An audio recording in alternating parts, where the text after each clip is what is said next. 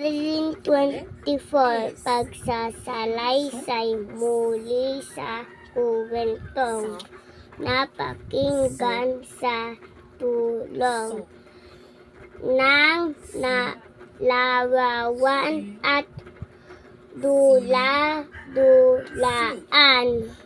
Gawain 1, pagsasalaysay muli sa kuwentong pakinggan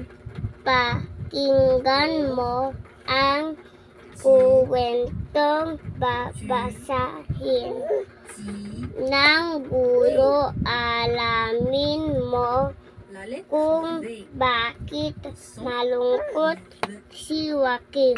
Maikling kuwento, si Waki at ang buto.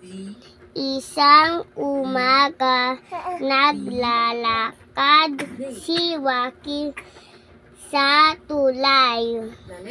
Nakakita siya ng malaking buto.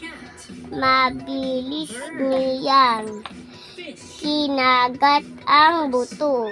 Iuuwi ko ito, ang sabi niya sa sarili. Masaya siya. Mga tanong.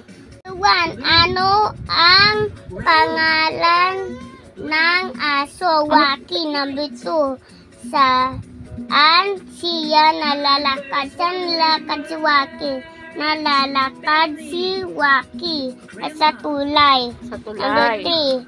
Ano ang pulot niya? Buto.